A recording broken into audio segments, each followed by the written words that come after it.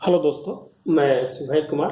दोस्तों, मैं 65th BPSC से रिलेटेड और 66 जो भी दे रहे हैं उसके लिए भी, और जिनका इंटरव्यू भी है उनके लिए भी इम्पोर्टेंट्स है।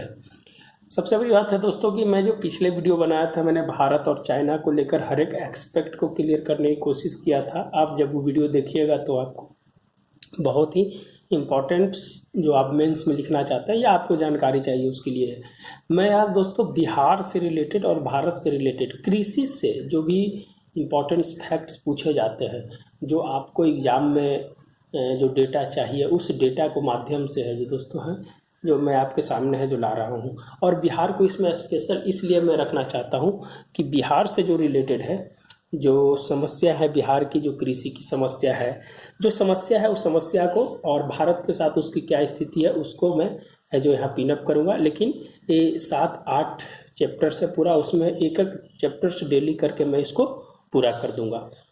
तो दोस्तों, इसमें पहले कृषि, फिर उसके बाद रोजगार, उसके बाद जो माइग्रेशन की समस्या है बिहार में, जो सबसे ज़्यादा जो समस्या है जो रिलेटेड है उसमें है जो बाढ़ और कृषि, रोजगार, प्रोफेशन, सामाजिक पिछड़ेपन, उद्योग, एमएसएमई और जो योजनाएं जो बिहार सरकार में जो स्पेशल है, जो 7 निश्चय 1 और 2, और कोरोना में जो भी संबंधित बिहार के लोगों के लिए जो योजना चलाया गया है वो है योजना के बारे में है मैं बात करूंगा। दोस्तों, सबसे इम्पोर्टेंट बात है कि जो कृषि है, आज मैं सिर्फ कृषि को बताऊंगा, कृषि में क्या इंपॉर्टेंस है, भारत और बिहार के स्थिति क्या है और इसके लिए क्या उपाय किए जा रहे हैं टेक्निकल स्तर पर, टेक्नोलॉजिकल स्तर पर, जो फंड फंक्शनलिटी है क्या है उसके बारे में मैं चर्चा करूंगा। तो कृषि के बारे में जब हम चर्चा कर रहे हैं दोस्तों, तो कृषि जो है भारतीय अर्थव्यवस्था की रीढ़ मानी जाती है। आप जानते हैं कि सबसे ज़्यादा जो है जो कृषि के माध्यम से में जहाँ हमारी अर्थव्यवस्था की जो गति प्रदान होती है उसमें सबसे ज़्यादा इम्पोर्टेंट रोल है जो कृषि की होती है। तो जब हम भारत स्तर पर और बिहार स्तर पर दोनों को देखेंगे, जब आप मेंस में लिखने जाइएगा या जब इंटरव्यू होगा तो उसमें सबसे इम्पोर्टेंट चीज़ है कि डेटा आपको बहुत इंपॉर्टेंट होगा। तो भारत में जो है जीडीपी का 17%, रोजगार है जो 49% और अप्रत्यक्ष रूप से 70%, और 2022 तक है जो दुगनी करने का है जो लक्ष्य रखा गया है। जिसके चलते देखे हैं कि आज 3 कृषि बिल है जो लोकसभा में है जो, और कानून बना दिया गया, लोकसभा राज्यसभा से पास करके है जो कानून बना दिया गया। तो आप है जो उसको भी है जो एक बार जरूर देखिएगा, उसकी चर्चा भी आगे किया जाएगा। इसमें जब बिहार की बात करते हैं दोस्तों, तो जीएसडीपी इसको बोला जाता है, उसमें 21%, रोजगार है जो 78%, और प्रत्यक्ष रूप से जो 88%, और कृषि रोड मैप है जो सबसे इम्पोर्टेंट है, जो बिहार सरकार का जो तीसरा कृषि रोड मैप है 2017 और 22, 2017 और 22, सॉरी 22 यहाँ कर दीजिएगा, 2017-22 जो तृतीय कृषि रोड मैप है जो 9 नवंबर 2017 को राष्ट्रपति रामनाथ कोविंद के द्वारा है जो चालू किया गया था, और जो उनके मुख्य अतिथि थे। तो बहुत ही इम्पोर्टेंट है दोस्तों ये दोनों पार्ट। इसके लिए उद्देश्य क्या है, दोनों के लिए क्या क्या उद्देश्य है कृषि में, तो उद्देश्य तो सेम होना चाहिए, लेकिन बिहार सरकार के लिए कुछ अलग एक्सपेक्ट है, उस एस्पेक्ट की भी हम चर्चा हमें यहाँ पर करेंगे। उद्देश्य क्या होना चाहिए कि उत्पादन में वृद्धि। हम हमेशा पॉजिटिव थिंकिंग से आगे बढ़ेंगे दोस्तों। पहले हम जब अपने उद्देश्य को चर्चा करेंगे उसके बाद है जो उसकी समाधान की चर्चा करेंगे। पहले हम समाधान की चर्चा नहीं करेंगे, पहले हम उद्देश्य की चर्चा करेंगे। तो उत्पादन में वृद्धि की बात करता है जो नीति आयोग का जो रिपोर्ट्स है, या आप जो भारत सरकार के 2022 तक दुगना करने का लक्ष्य है, उसमें जो उत्पादन में वृद्धि करने का लक्ष्य है, उत्पादन लागत को कम करने का लक्ष्य है। जो भी है जो कृषि में जो भी यांत्रिकरण होता है या डीजल से ज़्यादा है जो लोग उपजाते हैं, लोगों का है जो फसल है जो कम उपजता है, इसके लिए है जो इसको तो बेहतरी करने के लिए उत्पादन लागत को कम करना, ताकि जो किसानों की है जो आय बढ़े और किसानों की जो जो समस्या है उसका समाधान हो सके। कृषि पश्चात हानि कम होना, जो भी कृषि होता है उसके पश्चात जो उसके भंडारण संरक्षण में जो भी समस्याएं आती है उसको है जो कम करने का लक्ष्य रखा गया है। खाद्य प्रसंस्करण को बढ़ावा देना, फूड प्रोसेसिंग के क्षेत्र में है जो इंक्रीज करना, कृषि उत्पाद विपणन में है जो सुधार करने की जरूरत है। जैसे बहुत सारी जो भारत सरकार की जो योजनाएं चल रही है जो विपणन के क्षेत्र में जो काम करती है, उसके लिए जो विपणन में सुधार करना, जैसे जो आपका एपीएमसी हो गया है जो एक्टेड है, जैसे ई-नाम एक्टेड है, इस सब के माध्यम से है जो उसको एग्रीकल्चर क्रेडिट ऋण की बात हो जाती है, किसान क्रेडिट की बात हो जाती है। तो ये सब चीज़ें जो नाबार्ड वार्ड जो सहायता करता है उसके बारे में है जो इसमें बात करना। फसल विविधीकरण पर जो हमेशा है जो फसल के विविधीकरण पर है जो जोर दिया गया है। नीति आयोग का भी ये रिपोर्ट है कि जो फसल है उसमें है जो विविधीकरण लाया जाए और विभिन्न स्तर से है जो उसको है जो लागू किया जाए। तो ये कुछ उद्देश्य था दोस्तों जो आपको इम्पोर्टेंस होगा मेंस में लिखने के लिए। चलिए हम वेब बिहार की बात करते हैं। तो कृषि के साथ जैविक खेती को बढ़ावा दिया जा रहा है। अभी आप जानते हैं कि थर्ड कृषि रोड मैप में है जो जैविक खेती के लिए 6,000 से बढ़ाकर 8,000 रुपये है जो कर दिया गया था और वर्तमान में उसे है जो और बढ़ाया गया है। जो नया नया जो कोरोना काल में जो स्थिति बनी उससे उत्पन्न स्थिति हुई उसको जैविक खेती पे है जो उसको बढ़ावा दिया जा रहा था। जैविक खेती को है जो इम्पोर्टेंस है बिहार में दे रहा है। पहले जैविक खेती के प्रमाणीकरण के लिए हमें जो नॉर्थ ईस्ट में भेजना पड़ता था, जो आपका जो प्रथम जैविक जो स्टेट है जो सिक्किम है वहाँ भेजना पड़ता था। अब इसके लिए है जो जो बिहार के जो कृषि मंत्री हैं प्रेम कुमार, उन्होंने है जो पटना में है जिसका ये सेंटर का एप्लीकेशन ले लिया है, तो अब है जो वहाँ भेजना नहीं पड़ता है। कृषि को रोजगार में परिणत करना। कृषि भारत की सबसे ज़्यादा है जो कृषि है और कृषि को अगर रोजगार में परिणत कर दिया जाता है तो जो किसानों की समस्या है वो समस्या है जो समाधान हो जाएगी। दूसरी चीज़ है किसानों की हालत में सुधार करना। किसानों की हालत में सुधार करने के लिए जो बिहार सरकार ने बहुत सारे कदम उठाए हैं उस कदम की हम चर्चा हम आगे करेंगे। जो फसल अनुदान योजना है ये सब है जो कृषि रोड मैप के तहत है जो उसको विभिन्न प्रकार के जो बीज और सिंचाई और इसके लिए जो व्यवस्था किया जा रहा है उसमें है जो किसानों की हालत के सुधार में इसकी सबसे अहम भूमिका है ताकि जो कम है जो लागत लगे और ज़्यादा पैसा है जो उससे कमाया जा सके। भूमि प्रबंधन में सुधार। भूमि प्रबंधन के लिए आप जानते हैं कि अभी बिहार सरकार ने है जो भूमि प्रबंधन के लिए या जो मॉर्गेज होता है जो उसके लिए है जो बिहार सरकार है ऑनलाइन सेवाएं हैं जो उपलब्ध करा दी गई है। तो किसी प्रकार का डिस्प्यूट का भी है जो उसमें समस्या अब नहीं रहेगी। जो लैंड मैनेजमेंट में जिस प्रकार से बिहार सरकार ने है जो काम किया है। हर खेत में सिंचाई का प्रावधान। एक टैग लाइन बनाया गया है कि हर खेत में सिंचाई का प्रावधान होना चाहिए, हर खेत में पानी जाना चाहिए। इसके लिए जो बिहार सरकार प्रतिबद्ध है। हर थाली में बिहारी व्यंजन। तीसरे कृषि रोड मैप का टैग लाइन था कि हर थाली में बिहारी व्यंजन, ताकि जो हमारा जो प्रोडक्ट है जो पूरे भारत में है जो चले और जिसके कारण है जो भारत बिहार की जो स्थिति है उसमें है जो सुधार है। किसान के द्वार कृषि विभाग की पहल। किसान के द्वार में जैसे बीज पहुंचाना, बीजों के बारे में जानकारी देना समाचार पत्रों के माध्यम से या रेडियो के माध्यम से या दूरदर्शन के माध्यम से किसान के, इसीलिए है जो किसान कॉल सेंटर की जो व्यवस्था की गई है जिसका 15 इक्यावन है जो उसका जो नंबर है कृषि के बारे में उससे आप है जो वहाँ से फ़ोन करके उसके बारे में आप जानकारी प्राप्त कर सकते हैं। मिशन 4.0 बीज पर निर्भरता। बिहार सरकार ने मिशन 4.0 एक लॉन्च किया जिसमें जो बीज की आत्मनिर्भर बनाने हेतु बिहार सरकार ने इसके लिए जो काम करा था। कुछ ऐसे उद्देश्य थे जो दोनों उद्देश्य आप इसको भी इसमें लिख सकते हैं ताकि ये भी है जो इम्पोर्टेंट था, लेकिन मैंने बाइफरकेशन कर दिया कि आप है जो इस चीज़ को बढ़िया से समझने की कोशिश कीजिएगा।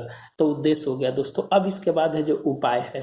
उपाय में है जो प्रधानमंत्री सम्मान निधि योजना, जो आपको जो 2019 के लोकसभा के चुनाव के समय प्रधानमंत्री सम्मान निधि योजना, इसके लिए 2,000 रुपये क्वार्टरली है जो दिया गया है किसानों की बेहतरी के, किसानों के बीज के लिए जो है जो किसान है जो अपना है जो उसमें अपना उपयोग कर सकते हैं। प्रधानमंत्री सिंचाई योजना। सिंचाई योजना के माध्यम से है जो बिहार सरकार ने है जो बहुत सारे है जो किसानों के लिए है जो वाटर डिलिंकिंग प्रोजेक्ट है जो लगाया जा रहा है। जैसे आपका बात किया जाए तो कोसी मेची लिंक की जब बात करते हैं जो वहाँ पर है जो करीब नीति आयोग ने अभी हाल फिलहाल में है जो रिकमेंडेशन किया था कि इसको बहुत ज़रूरी है और केंद्र राज्य के बीच में है जो इसकी सहमति बनी और करीब 14,000 हेक्टेयर तक है जो भूमि की सिंचाई होगी।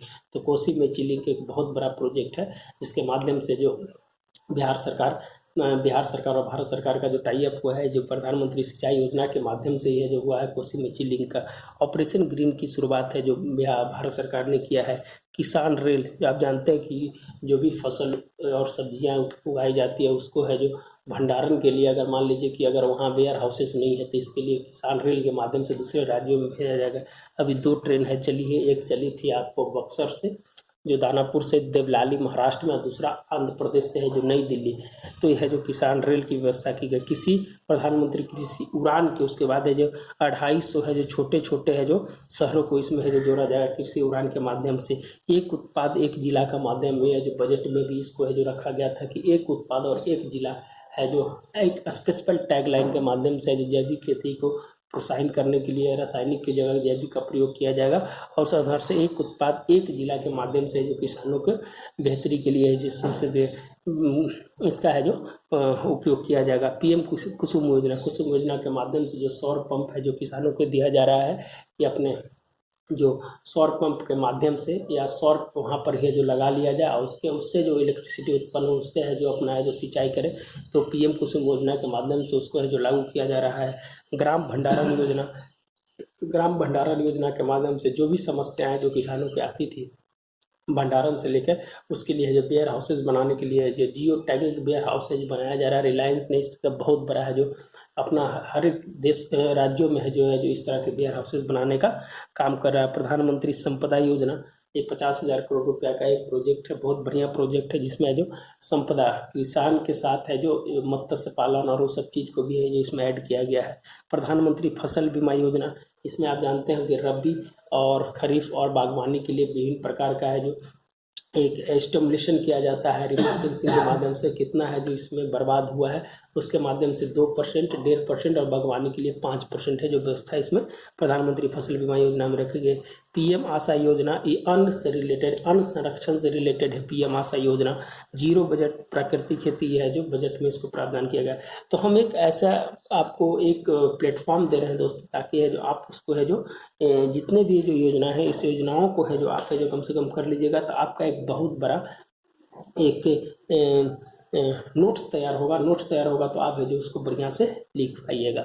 अब है जो बिहार में आते हैं, बिहार कृषि प्रोत्साहन नीति के माध्यम से इसको उद्योगों से जोड़ने का है जो प्रावधान किया गया है, जिसमें है जो 10 ऐसे क्षेत्र है जो इसमें कृषि को, जैसे आपका फल है, सब्जियां हैं, शहद है, उसको है जो इसके माध्यम से जोड़ने का प्रयास किया गया ताकि जो लोगों का है जो आय में बढ़ोतरी है। फसल अनुदान योजना, मुख्यमंत्री फसल अनुदान योजना में है जो डीजल जो बाढ़ आ जाए, जो सुखाड़ आ जाता है उसके माध्यम से जो फसल जो खराब हो जाते हैं उसके लिए जो अनुदान है जो डीजल अनुदान योजना उसको बोला जाता है। ऐसे उसको मुख्यमंत्री फसल अनुदान योजना बोला जाता है, जिसमें विभिन्न प्रकार की है जो बिहार सरकार ने इसके लिए है जो काम कर रहा है। और पिछले बार 1700 कुछ करोड़ रुपया है जो इसके लिए खर्च किया गया था।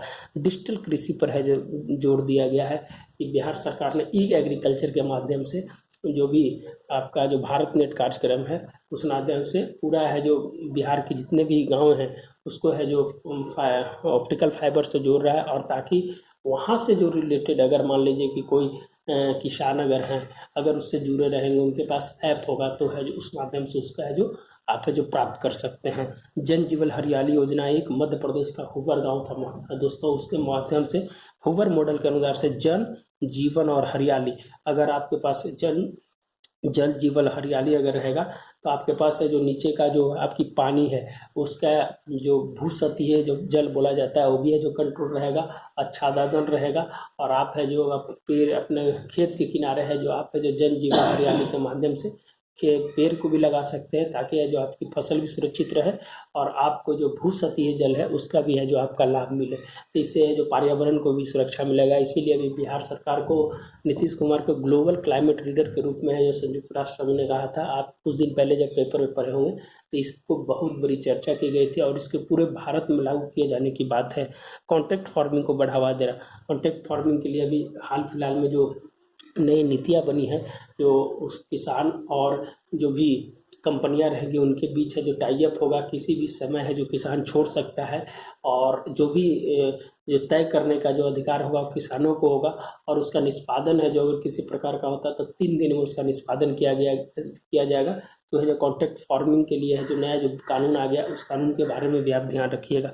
वाटर मैनेजमेंट प्रोग्राम, गंगा जल योजना बिहार सरकार की गंगा जल योजना है जो नॉर्थ बिहार के पानी को है जो कैसे साउथ बिहार में लाया जाए, जिसमें है जो गया, नवादा, औरंगाबाद ये सब जिला को है जो उसको जोड़ा जाएगा। उसके लिए गंगा जल योजना है जो नाम दिया गया है। दोस्तों आप है जो ये सब बहुत इंपॉर्टेंट है, आप इसको जब देखिएगा तो बहुत इंपॉर्टेंट लगेगा। जैविक कॉरिडोर बनाने की बारे में गंगा के किनारे जितने भी शहर है उसको शहर को जिसे करीब करीब 27 शहर और 12 जिला है उसमें है जो जैविक कॉरिडोर बनाने की बात की जाए। आप जानते हैं कि फल सब्जियां जो है जो पटना के किनारे वाले इलाके में बहुत ज़्यादा होते हैं। आप नालंदा चले जाइए तो गेहूं और इसमें बिहार का 6ठा स्थान है और सब्जी में फल में है जो 3रा स्थान है। आप है जो इसको ध्यान रखिएगा। रासायनिक खाद की जगह जैविक खाद का प्रयोग किया जा रहा है ताकि ये जो पर्यावरण और मनुष्य के स्वास्थ्य और पोषण शक्ति को बढ़ाया जाए। यहाँ भी है जो ध्यान रखा जा रहा है। द्वितीय हरित क्रांति की शुरुआत आपकी जो कृषि रोड मैप में है, जो द्वितीय हरित क्रांति की है जो शुरुआत भी है जो की गई है, और इसका जो बढ़ावा देने के लिए है जो सबसे ज़्यादा तिलहन पर है जो सबसे ज़्यादा है जो इसका बिहार सरकार ने अथी किया है। और इसमें है जो 17% है जो दोस्तों है जो आपको बंद करने का है जो लक्ष्य रखा गया है 17%। और 9 अगस्त को जानते हैं कि 2.7 करोड़ है जो वृक्ष लगाया गया था, एक जो रिकॉर्ड है। 2.71 लक्ष्य था लेकिन 3 करोड़ के पार लगा था, आप उसके ध्यान रखिएगा। प्रधानमंत्री कृषि सिंचाई योजना के बारे में सेम यही चीज़ है दोस्तों, कृषि सिंचाई योजना, आप इसको भी यही देख सकते हैं। आगे है दोस्तों कि समाधान इसका क्या हो जाएगा, क्या समाधान होना चाहिए। अगर समाधान की हम बात किया जाए तो कृषि पूर्व, कृषि और कृषि के पश्चात। कृषि पूर्व में आपको सॉइल टेस्ट बहुत इंपॉर्टेंट है दोस्तों। अगर सॉइल टेस्ट अगर होता है कि किस प्रकार की वहाँ उर्वरता की कमी है या उसको बढ़ाना है या क्या करना है, कौन सा फसल लगाना है, तो सॉइल टेस्ट के माध्यम से हम जो पता कर सकते हैं। लैब की व्यवस्था करना, नीति आयोग का जो रिपोर्ट है उस रिपोर्ट्स में है जो सभी जगह के लिए लैब की व्यवस्था करने के लिए है जो उन्नत बीज का उसके माध्यम से किस तरह का बीज वहाँ लगेगा उसके लिए प्रावधान किया गया है। और ये हर जिले में इसी की व्यवस्था की गई है। करीब करीब भारत में 739 जिले हैं दोस्तों, उसमें है जो इस योजना को है जो नीति आयोग के द्वारा है जो इसका रिकमेंडेशन कर दिया गया। और बहुत सारे ऐसे 500 कुछ ऐसे जिले हैं जहाँ पर इसको लगा दिया गया है। फिर कृषि में जैविक खेती, कृषि साख सिंचाई की व्यवस्था वो तो है ऑलरेडी पहले हमने बता ही दिया है। कृषि के पश्चात क्या होना चाहिए, जो नई कानून के तहत है जो लागू हुआ है। बिहार ने एपीएमसी को 2006 में ही खत्म कर दिया था, उसके बाद भी जो कृषि में कोई सुधार नहीं आया। इसी चलते दोस्तों अभी जो जितना भी जो कृषि बिल आया उसका विरोध होने का कारण है, पहला कारण है कि जितने भी बिहार, झारखंड, उत्तर प्रदेश, राजस्थान ऐसे जगह है जहाँ पर जो कृषि जोतों की संख्या बहुत, कृषि जोतों का आकार बहुत छोटा है, जिसके कारण है लोगों को भंडारण और ऐसे की कोई ज़रूरत ही नहीं पड़ती है। अगर वो खराब हो जाता है तो उसका कोई इम्पोर्टेंस नहीं होता है। तो जो नई कानून आई है उस कानून में जो विरोध ज़्यादा जो हो रहा है आपका पंजाब और हरियाणा जैसे क्षेत्रों में सबसे ज़्यादा विरोध हो रहा है, जहाँ पर है जो मंडियों की व्यवस्था से वहाँ राज्य सरकार का राजस्व आता था और बिचौलियों को वहाँ पर। लेकिन हम इस कानून का समर्थन इसलिए करते हैं दोस्तों कि आने वाला समय में बहुत ही डायनेमिक कानून है, जिसमें फर्स्ट कानून है कि जो सबसे ज़्यादा विवाद का कारण था कि एमएसपी को हटाया जा रहा है। न पहले एमएसपी कानून में था न अब है जो लागू किया गया। ये स्वामीनाथन रिपोर्ट 2003 के अनुसार एमएसपी को लाया गया था और उस पर आज भी है जो कायम है। जो सरकार है जो कहती है कि हम एमएसपी पे ही है जो अभी खरीदेंगे। अभी 1 लाख टन है जो धान को खरीदा गया है दोस्तों। एमएसपी का जो मसला है सिंपल सी यही है कि किसानों का कहना है कि अगर मंडियां अगर आ जाएगी तो हम जो सरकार तय करती है एमएसपी वो धीरे धीरे खत्म कर देगी। तो डर इस प्रकार का, लेकिन सरकार ने इसे क्लियर कर दिया है, क्रिस्टल क्लियर कर दिया है कि हम एमएसपी को खत्म नहीं करने जा रहे हैं।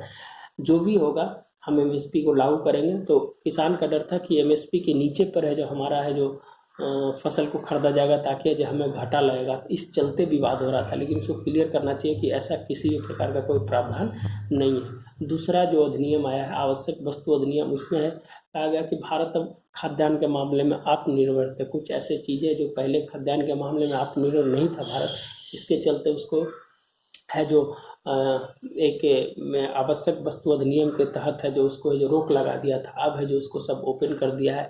अब अगर ज़्यादा भंडारण भी होता है तो किसी प्रकार की कोई समस्या है कि नहीं होगी। पहले अगर कोई काला बाजारी करता था, अगर भंडारण करता था तो उसके ऊपर है जो एक्शन लिया जाता था। अब है जो आवश्यक वस्तु अधिनियम उसके माध्यम से उसको हटा दिया गया। और तीसरा कॉन्ट्रैक्ट फार्मिंग, जिसकी मैंने चर्चा कर दी कि अब है जो सरकार अब इसमें नहीं होगी, किसान और कंपनी के बीच में जो टाई अप होगा उसके लिए कुछ प्रावधान किए गए हैं। आप उस प्रावधान को पढ़ लीजिएगा। राष्ट्रीय मंडी, जो पहला मंडी बना है दोस्तों पुणे में बनाया गया है और 200 मंडी को साल भर में जोड़ने का प्रावधान है। और है जो 22,000 जो ग्राम को जोड़ने का जो ग्राम हाट के माध्यम से उसको जोड़ा जाएगा। इससे रिलेटेड है जो आप जो थोड़ा सा देख लीजिएगा। एमएसपी पर खरीद, एफसीआई की भूमिका है। कुछ कृषि के पश्चात भंडारण वेयर हाउसेस के माध्यम से इसको है जो बताने की हम कोशिश कर रहे थे दोस्तों। अब है जो टेक्नोलॉजी की हम बात करेंगे। टेक्नोलॉजी में बिहान ऐप है जो बिहार सरकार का ऐप है। इसमें है जो पंचायत वार फसलों के अच्छा दादन हेतु मिलिंडा गेट्स फाउंडेशन है उसके माध्यम से है जो इसको है जो अभी बिहार सरकार के द्वारा है जो लागू किया गया है।